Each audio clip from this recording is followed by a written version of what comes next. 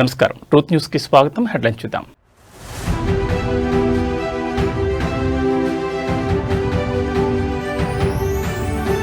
గత అసెంబ్లీలో గంజాయిపై యుద్ధం. గంజాయి రవాణాపై ఉక్కుపాదం మోపుతున్న కూటమి ప్రభుత్వం.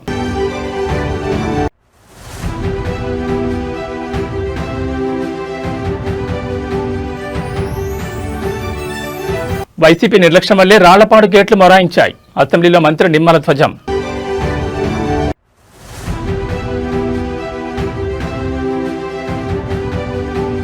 నేడు ముంబై, రేపు ఢిల్లీకి సీఎం రేవంత్ రెడ్డి. కాసేపట్లో మున్సిపల్ శాఖపై కీలక సమీక్ష.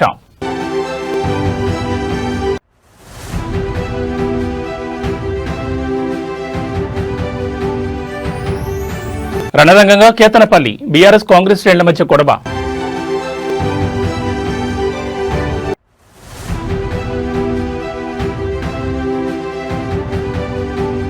సినీ నటి ప్రత్యూష మృతి కేసులో తీర్పు. సిద్ధార్థరెడ్డి లొంగిపోవాలంటూ సుప్రీంకోర్టు ఆదేశం. ఇక వివరాలు చూస్తే ఏపీ అసెంబ్లీ సమావేశాలు 4వ రోజు ప్రారంభమయ్యాయి. శాసనసభ మొదలైన వెంటనే డిప్యూటీ స్పీకర్ రఘురామకృష్ణరాజు ప్రశ్నోత్తరాలు చేపట్టారు.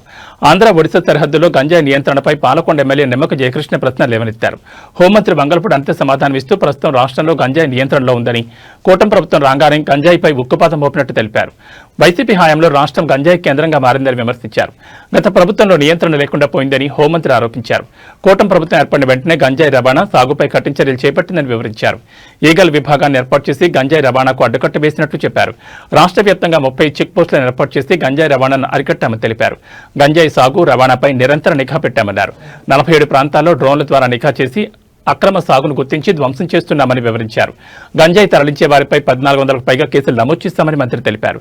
గంజాయి వల్ల కలిగే దుష్ఫలితాలపై ప్రజల్లో అవగాహన కల్పిస్తున్నామని అన్నారు. పొరుగు రాష్ట్రాల పోలీసు యంత్రాంగంతో సమన్వయం చేసుకుంటున్నామని హోంమంత్రి వంగలపూడి అనిత పేర్కొన్నారు.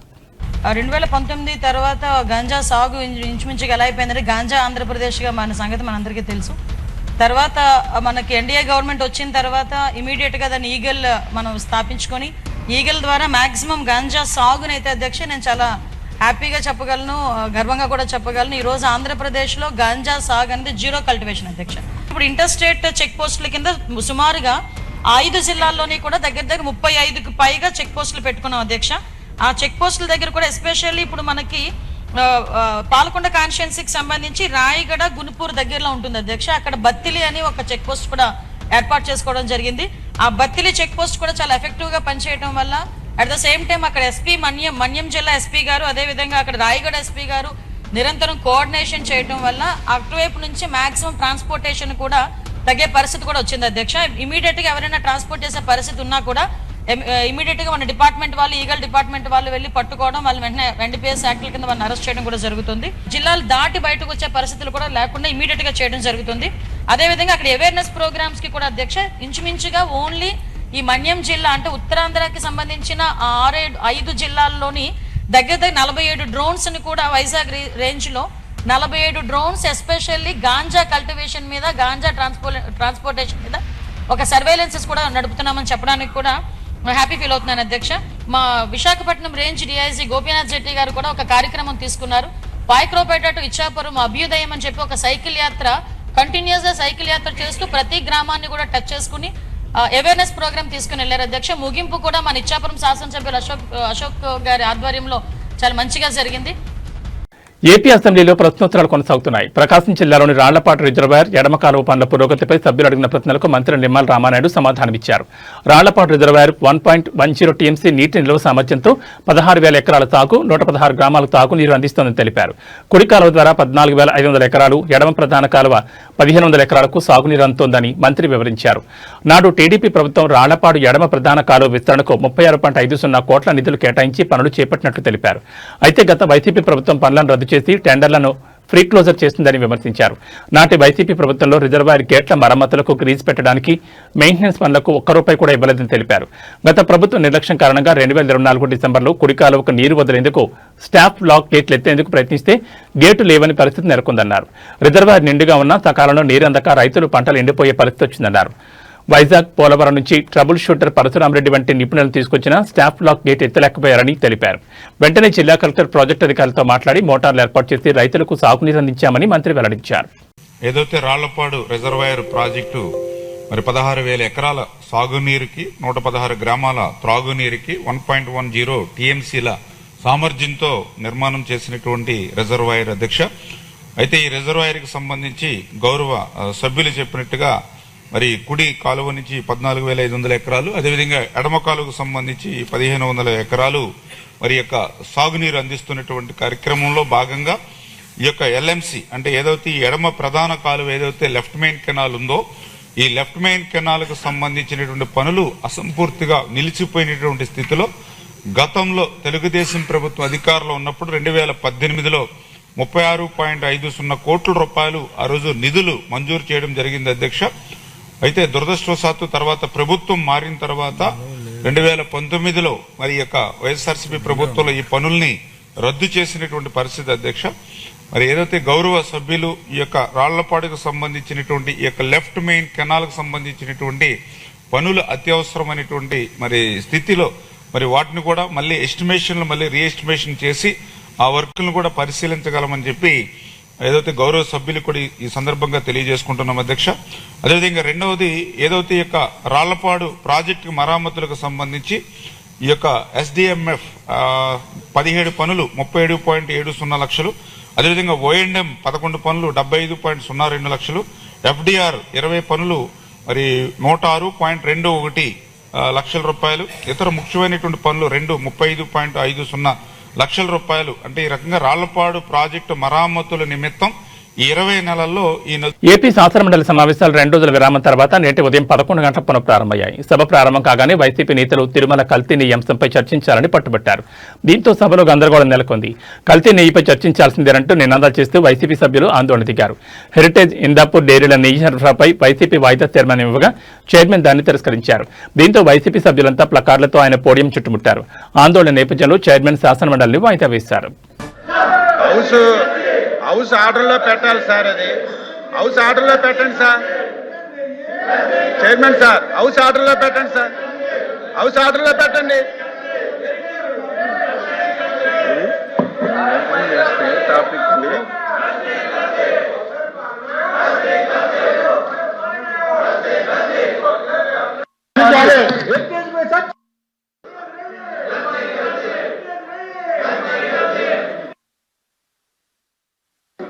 వైసీపీ వాళ్ళు చేసిన పాపాల నుంచి ప్రజల దృష్టి మరల్చడానికి ఈ డ్రామా ఆడతారు అధ్యక్ష.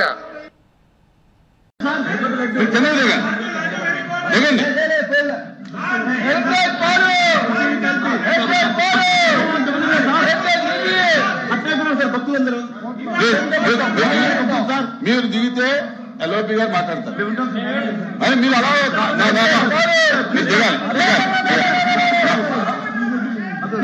దిగాలి, మీరు దిగాలి.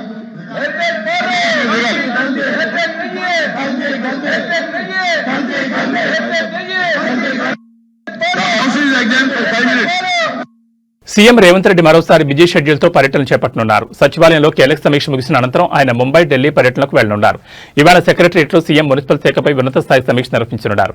ఇటీవల ముగిసిన మున్సిపల్ ఎన్నికల ఫలితాల నేపథ్యంలో పట్టణాభివృద్ధి, మౌలిక సదుపాయాల కల్పన, పెండింగ్ లో ఉన్న ప్రాజెక్టు పురోగతిపై ఆయన అధికారులతో చర్చించనున్నారు. ముఖ్యంగా హైదరాబాద్ నగరాభివృద్ధికి సంబంధించి కీలక నిర్ణయాలు తీసుకునే అవకాశం ఉంది. సచివాలయంలో సమీక్ష ముగిసిన తర్వాత అనంతరం రేవంత్ రెడ్డి రాత్రి శంషాబాద్ అంతర్జాతీయ విమానాశ్రయం నుంచి ముంబైకు బయలుదేరతారు. రాత్రికి ఆయన ముంబైలోనే బస చేస్తారు. రేపు ముంబైలో జరగనున్న ప్రతిష్టాత్మక క్లైమేట్ వీక్ కార్యక్రమంలో ముఖ్యమంత్రి పాల్గొనున్నారు.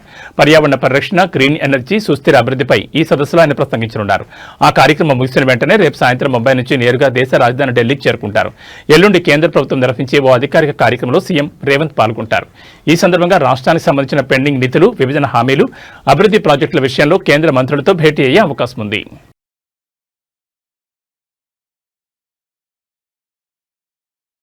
జిల్లా కేంద్రాన్ని సూపర్ స్మార్ట్ సిటీగా మార్చడమే లక్ష్యంగా మంత్రి కోమటిరెడ్డి వెంకటరెడ్డి అభివృద్ధి పనుల్లో వేగం పెంచారు. నల్గొండ మున్సిపల్ కార్పొరేషన్ పరిధిలో జరుగుతున్న రోడ్డు వెడల్పు, పారిశుద్ధ్య పనులను మంత్రి స్వయంగా క్షేత్రస్థాయిలో పర్యవేక్షిస్తున్నారు. మున్సిపల్ కార్పొరేషన్ ఎన్నికల ప్రక్రియ ముగిసి మేయర్ ఎన్నిక పూర్తి కాగానే మంత్రి కోమటిరెడ్డి నగర అభివృద్ధిపై ప్రత్యేక దృష్టి సారించారు. మంగళవారం తెల్లవారుజాము 4 గంటల నుంచి ఆయన అధికారులతో కలిసి నగరంలోని ప్రధాన వీధుల్లో పర్యటించారు. ముఖ్యంగా అత్యంత రద్దీగా ఉండే ప్రకాశం బజార్ ప్రాంతంలో ట్రాఫిక్ సమస్యలకు శాశ్వత పరిష్కారం చూపే దిశగా పనులను ముమ్మరం చేశారు. నగరంలో ప్రధాన వ్యాపార కూడలి అయిన ప్రకాశం బస్తం బజార్లో రోడ్లు ఇరుగ్గా ఉండడంతో నిత్యం ప్రమాదాలు జరుగుతున్నాయని గుర్తించిన మంత్రి సాహసోపేత నిర్ణయాలు తీసుకున్నారు. జేసీబీలతో ఆక్రమణలు తొలగించి రోడ్లను వెడల్పు చేసే పనులను దగ్గరుండి పర్యవేక్షించారు. రద్దీని దృష్టిలో ఉంచుకుని డివైడర్లను తొలగించాలని, తక్షణమే సీసీ రోడ్డు నిర్మాణం చేపట్టాలని ఆదేశించారు. ఇకపై విద్యుత్ తీగల ఇబ్బంది లేకుండా భూగర్భ విద్యుత్ వ్యవస్థను ఏర్పాటు చేయాలని అధికారులకు సూచించారు. రోడ్డు వెడల్పు వల్ల పూలు, పండ్ల వ్యాపారులు ఉపాధి కోల్పోకుండా మంత్రి మానవీయ కోణంలో నిర్ణయం తీసుకున్నారు. వ్యాపారులందరికీ ప్రత్యామ్నాయం చూపిస్తామని అన్నారు. పాత కలెక్టరేట్ కార్యాలయం స్థలంలో తక్షణమే సీసీ ఫ్లోరింగ్ పూర్తి చేసి వారికి కేటాయించాలని అధికారులను ఆదేశించారు.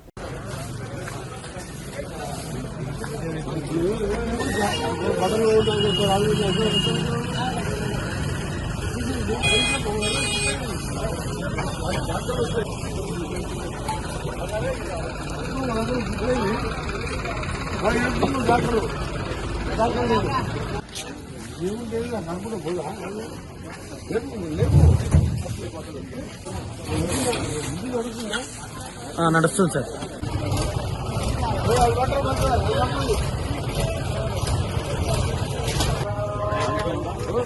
సార్ సార్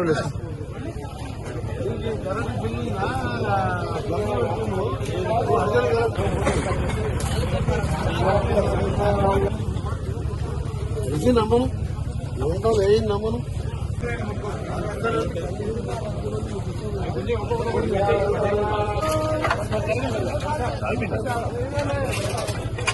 మీరు రారా తీస్తారు.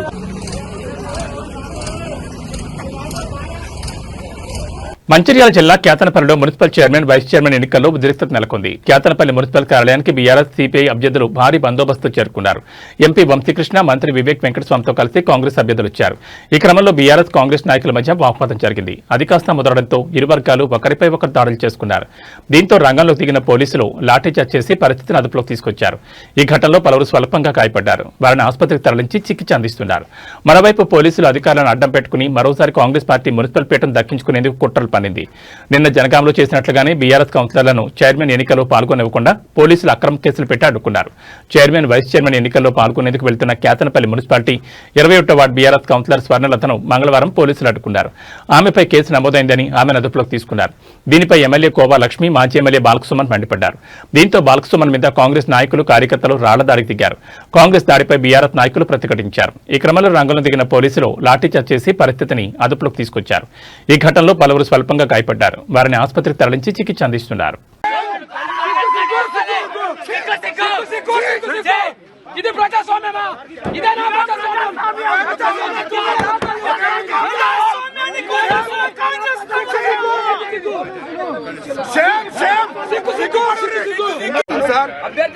వివేక్ కోసం పనిచేస్తున్న తీరు మీడియా అంతా చూస్తున్నారు సార్, ప్రపంచం అంతా చూస్తున్నారు సార్.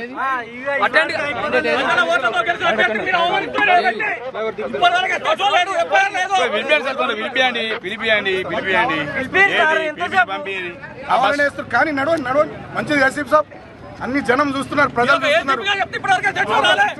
మంత్రి అనేటానికి సిగ్గుండాలి. మంత్రి అనేటానికి చేస్తాం సార్, బరాబర్ చేస్తాం.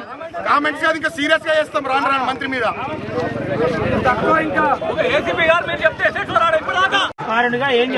వాళ్ళకి చెప్పేది ఏముంది, పోలీసులు అంతా కాంగ్రెస్ పార్టీ ఏజెంట్లు, ఇక్కడ ఉండే ఎస్ఐ శ్రీధర్ తో సహా, ఏసీపీలు, తర్వాత సిఐలు. సరే మా టైం కాదు ఇప్పుడు, కాంగ్రెస్ టైం, మా టైం వస్తుంది. నా ఏజ్ 42, ఇంకా 30-35 ఏళ్ళు ఈ ఏరియాలో రాజకీయాలు చేస్తే ప్రజా జీవితంలో ఉంటా. మా టైం వస్తుంది, చూసుకుందాం. జై తెలంగాణ. కాంగ్రెస్ పార్టీకి ఊడిగం చేస్తుంది మంత్రి వివేక్, ఊడిగం చేస్తుంది. సేమ్ నేను 10 ఏళ్ళు గవర్నమెంట్ నడిపిన, 5 ఏళ్ళు ఎంపీ, 5 ఏళ్ళు ఎమ్మెల్యే, గవర్నమెంట్ విప్పు. నేను ఇట్లా చేయాలి, ఇట్లా వాడాలి. మీ పోలీసులను మిస్టర్ రాజ్ కుమార్, వెంకటేశ్వర్ గారు, రాజశేఖర్, నేను అందరినీ చూస్తున్నాను. నేను పోలీసు వాళ్ళను మళ్ళా 2 ఏళ్ళకి గవర్నమెంట్ వస్తుంది, మళ్ళా వస్తుంది గవర్నమెంట్, గుర్తుపెట్టుకోండి. మళ్ళా గవర్నమెంట్ వస్తుంది. వీడు వివేక్ అంటే శాశ్వతం కాదు. వివేక్ అంటే శాశ్వతం కాదు సార్. వివేక్ అంటే నేను కూడా పర్సనల్ గా నేను రెస్పెక్ట్ ఇస్తా. మంత్రిగా ఆయన చేస్తున్న రచకం కరెక్ట్ కాదు. చెన్నూరులో 11 వచ్చినాయి కాంగ్రెస్ కు, నేను డిస్టర్బ్ చేస్తున్నాను. 18లో, ఇక్కడ 22లో మాకు 14 వచ్చినాయి. Why is disturbing? డెమోక్రసీ ఉన్నట్ట సచ్చినట్ట? మీరు కూడా ఇంతకుముందు మా గవర్నమెంట్ డ్యూటీలు చేసిరుగా పోలీసు వాళ్ళు. ఇంత దుర్మార్గమైంది పోలీసు వాళ్ళు. మీరు కూడా మరి కాంగ్రెస్ బట్టలు వేసుకున్నారు. కొంచెం కొంచెం కొంచెం చూపెట్టుకుని సరే. మీకు ఆగురా.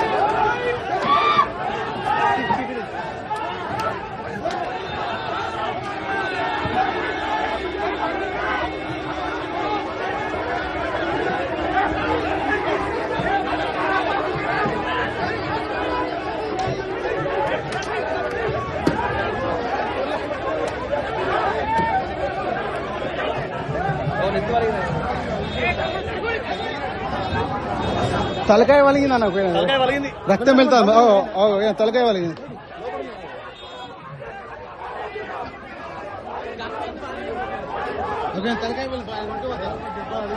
మహబూబాబాద్ జిల్లా తొర్రూరు మున్సిపాలిటీలో చైర్మన్ ఎన్నిక వేళ రాజకీయం వేడెక్కింది. వరంగల్ జిల్లా పర్వతగిరి నుండి బీఆర్ఎస్ కౌన్సిలర్లతో బయలుదేరిన బస్సును పోలీసులు అడుగడుగున అడ్డుకోవడంతో తీవ్ర ఉద్రిక్తత నెలకొంది. అన్నారం వద్ద బస్సును నిలిపేసిన పోలీసులు మాజీ మంత్రులు ఎర్రబెల్లి దయాకర్రావు, పెద్ది సుదర్శన్ రెడ్డి, మాజీ ఎంపీ ఆరూరు రమేష్లను బలవంతంగా కిందకు దించే ప్రయత్నం చేశారు.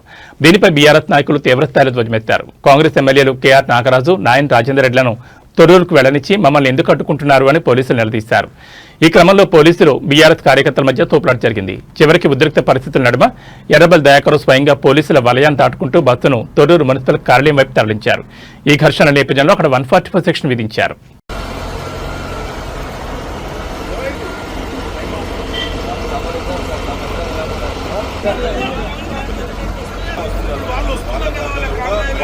వాళ్ళని కూడా ఆపేరు సార్, ఆపేసారు సార్.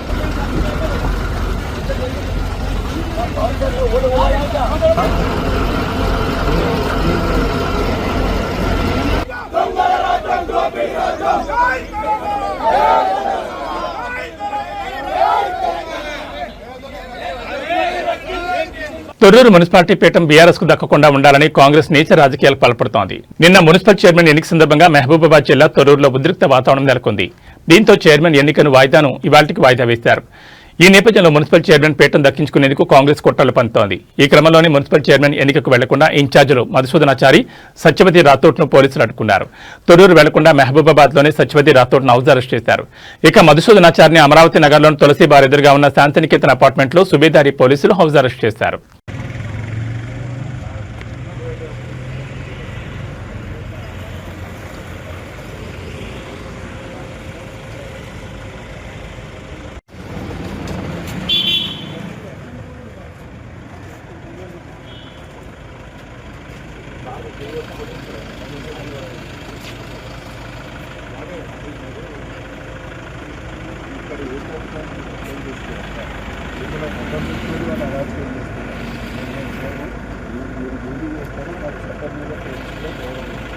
కానీ నాకు మెజార్టీ ఉన్న చోట వాళ్ళు అరాచకం చేసుకుంటా ఏం పోకుండా మీరు ఆపి నేను మీరు సపోర్ట్ చేసుకున్నట్టు అంటే ముందస్తుగా ఏంటంటే ఈ గొడవలు జరుగుతున్న ఉద్దేశంతో గొడవలు పోతలేం కదా, పోతాను కదా. అక్కడ పోతే నాకు ముఖ్యమంత్రి అవకాశాలు ఎట్టి పరిస్థితులలో మీరు వచ్చి నన్ను అరెస్ట్ చేస్తున్నారు. నేను శాంతి భద్రతలకు వివాదంగా అందించాలని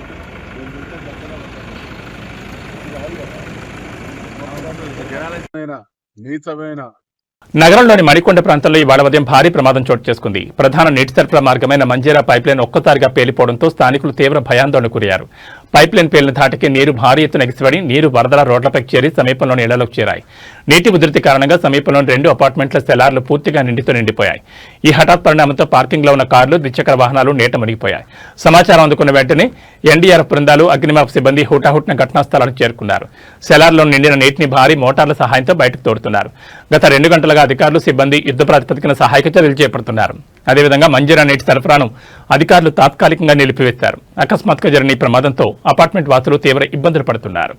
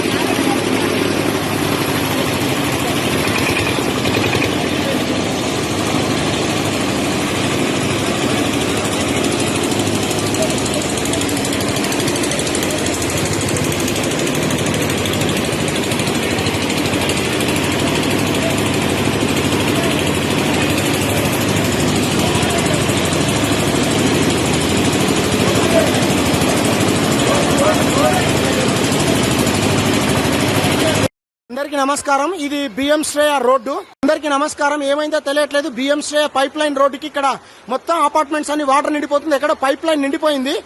please come and help. Obulapuram mining company అక్రమ మైనింగ్ కేసులో సీనియర్ ఐఏఎస్ అధికారిని శ్రీలక్ష్మికి గట్టి ఎదురుదెబ్బ తగిలింది. ఈ కేసు నుంచి తనను విముక్తి చేయాలని ఆమె దాఖలు చేసిన డిశ్చార్జ్ పిటిషన్ను దేశ అత్యున్నత న్యాయస్థానం సుప్రీంకోర్టు కొట్టివేసింది. గతంలో తెలంగాణ హైకోర్టు ఇచ్చిన తీర్పును సమర్థిస్తూ ఆమె విచారణను ఎదుర్కోవాల్సిందేనని స్పష్టం చేసింది. ఐఏఎస్ శ్రీలక్ష్మి దాఖలు చేసిన డిశ్చార్జ్ పిటిషన్ను ఇదివరకే తెలంగాణ హైకోర్టు తిరస్కరించిన విషయం తెలిసిందే. కానీ కోర్టు తీర్పును సవాల్ చేస్తూ ఆమె సుప్రీంకోర్టును ఆశ్రయించారు. ఈ మేరకు ఆమె డిశ్చార్జ్ పిటిషన్పై విచారణ చేపట్టిన కోర్టు తెలంగాణ హైకోర్టు ఇచ్చిన ఆదేశాల్లో జోక్యం చేసుకోవడానికి ధర్మాసనం నిరాకరించింది. సిబిఐ సమర్పించిన ఆధారాలు ప్రాథమికంగా బలమైనవిగా ఉన్నాయని న్యాయస్థానం అభిప్రాయపడింది. గాలి జనార్దన్ రెడ్డికి చెందిన ఓఎంసీకి మైనింగ్ లీజులు కట్టబెట్టే క్రమంలో శ్రీలక్ష్మి అనేక అక్రమాలకు పాల్పడ్డారని సిబిఐ తన ఛార్జ్షీట్లో స్పష్టంగా పేర్కొంది. ప్రభుత్వ నిబంధనల ప్రకారం గన్లను సొంత పరిశ్రమల అవసరాలకు మాత్రమే కేటాయించాలని, కానీ శ్రీలక్ష్మి తన అధికార పరిధిని మించి ప్రభుత్వ ఉత్తర్వుల నుండి క్యాప్టివ్ అనే పదాన్ని తొలగించారని ఆరోపించారు. దీంతో నిందితుల ఖనిజాన్ని బహిరంగ మార్కెట్లో అమ్ముకుని భారీగా లాభ పట్టానికి దారులు తీశారని సిబిఐ తరపు న్యాయవాది వాదనలు వినిపించారు. శ్రీలక్ష్మి పదవిలో ఉన్న కాలంలోనే ఆమె మరిది పేరుతో భారీగా అక్రమాస్తులు కూడబెట్టారని, ఇవన్నీ మైనింగ్ కేటాయింపులకు ప్రతిఫలంగా వచ్చినవేనని సిబిఐ కోర్టు దృష్టికి తీసుకెళ్లింది. సుప్రీంకోర్టు తాజా నిర్ణయంతో శ్రీలక్ష్మిపై సిబిఐ కోర్టులో విచారణ ముమ్మరం కానుంది. ఇప్పటికే ఈ కేసులో ప్రధాన నిందితుడు గాలి జనార్దన్ రెడ్డి సహా పలువురికి జైలు శిక్షలు ఖరారైన నేపథ్యంలో ప్రస్తుతం సీనియర్ ఐఏఎస్ శ్రీలక్ష్మి కూడా ఉచ్చు బిగిస్తోంది.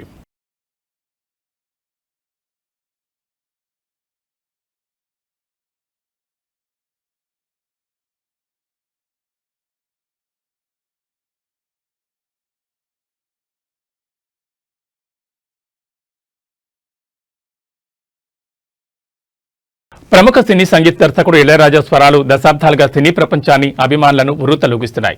ఆయన సొంత పాటలపై హక్కుల కోసం జరుగుతున్న చట్టపరమైన పోరు ఇప్పుడు కీలక మలుపు తీసుకుంది. ఢిల్లీ హైకోర్టు తాజాగా ఇచ్చిన మధ్యంతర ఉత్తర్వులు ఇళయరాజాకు ప్రతికూలంగా మారాయి.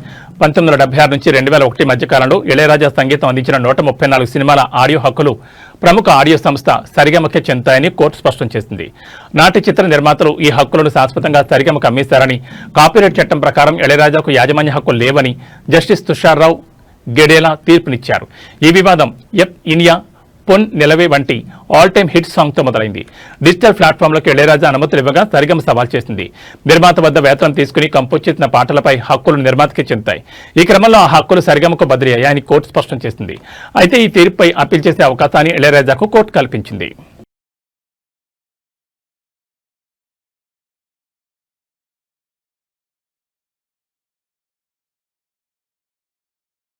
ప్రముఖ టాలీవుడ్ సినీ నటి ప్రత్యూష మృతి కేసులో సుప్రీంకోర్టు తుది తీర్పును వెలువరించింది. 2 దశాబ్దాలకు పైగా నడుస్తున్న ఈ కేసులో జస్టిస్ మనోజ్ మిశ్రా, జస్టిస్ మన్మోహన్తో కూడిన ధర్మాసనం కీలక తీర్పును వెలువరించింది. సిద్ధార్థ రెడ్డి పిటిషన్ కొట్టివేస్తూ 4 వారాల్లో లొంగిపోవాలని సుప్రీంకోర్టు ధర్మాసనం ఆదేశాలు జారీ చేసింది. సినీ నటి ప్రత్యూష 2002 ఫిబ్రవరి 23న మృతి చెందారు. ఈ కేసులో నిందితుడు సిద్ధార్థ రెడ్డికి హైదరాబాద్ మెట్రోపాలిటన్ సెషన్స్ కోర్టు 5 ఏళ్లు జైలు శిక్ష విధించింది. ఈ తీర్పును సిద్ధార్థ రెడ్డి హైకోర్టులో సవాల్ చేయడంతో జైలు శిక్షను 2 ఏళ్లకు కుదించింది. హైకోర్టు తీర్పును ప్రత్యూష తల్లి సరోజని సుప్రీంకోర్టులో సవాల్ చేశారు. మరోవైపు శిక్షను రద్దు చేయాలని సిద్ధార్థరెడ్డి సుప్రీంకోర్టులో సవాల్ చేశారు. ఈ కేసులో సుప్రీంకోర్టు ఇరువైపుల వాదనలు వింది. గత ఏడాది నవంబర్లో విచారణ పూర్తి చేసిన సుప్రీంకోర్టు తీర్పును రిజర్వ్ చేసింది. ఈ కేసుకు సంబంధించి 24 ఏళ్ల తర్వాత ఈ రోజు తీర్పును వెలువరిస్తూ సిద్ధార్థరెడ్డిని లొంగిపోవాలని ఆదేశించింది. 2002లో తాను ప్రత్యూష పురుగులమని తాగి ఆత్మహత్యకు ప్రయత్నించామని, తాను ఆసుపత్రిలో చికిత్స పొందడంతో ప్రాణాలతో బయటపడ్డానని సిద్ధార్థరెడ్డి చెబుతున్నారు. తన కూతురు ఆత్మహత్యకు సిద్ధార్థరెడ్డి కారణమని సరోజిని ఆరోపించారు.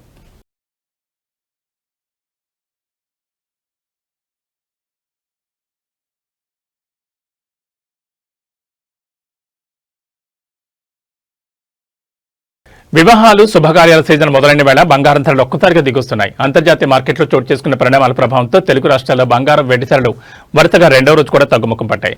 ఇవాళ హైదరాబాద్ బులియన్ మార్కెట్లో 24 క్యారెట్ల మేలిం బంగారం 10 గ్రాముల ధరపై ఏకంగా 1530 తగ్గి 1,54,910 వద్ద కొనసాగుతోంది. గడిచిన 2 రోజుల్లో 2,840 రూపాయల మేర ధర తగ్గడం విశేషం. ఇక ఆభరణాల తయారీలో వినియోగించే 22 క్యారెట్ల బంగారం 10 గ్రాముల ధరపై 1,400 తగ్గి 1,42,000కు చేరింది. బంగారంతో పాటు వెండి ధర కూడా భారీగా పతనమై కేజీ ధర 2,65,000 వద్ద కొనసాగుతోంది. అంతర్జాతీయ మార్కెట్లో స్పాట్ గోల్డ్ ధర ఔన్స్కు 5,000 డాలర్ల మార్కు నుంచి $4,930 స్థాయికి పడిపోవడంతో దేశీయంగా కూడా ధరలు దిగొచ్చాయి.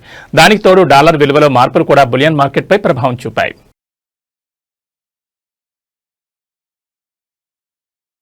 ఇక బులెటిన్ ముగించే ముందు హెడ్లైన్స్ మరోసారి.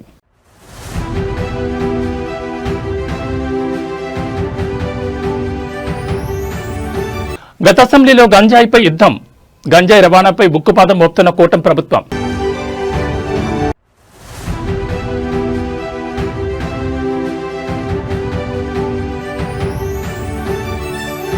వైసీపీ నిర్లక్ష్యం వల్లే రాళ్లపాడు గేట్లు మొరాయించాయి, అసెంబ్లీలో మంత్రి నిమ్మల ధ్వజం.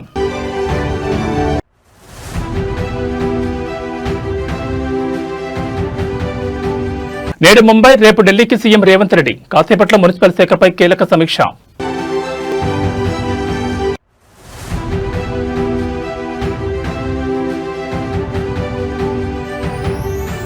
రణరంగంగా కేతనపల్లి, బీఆర్ఎస్ కాంగ్రెస్ శ్రేణుల మధ్య గొడవ.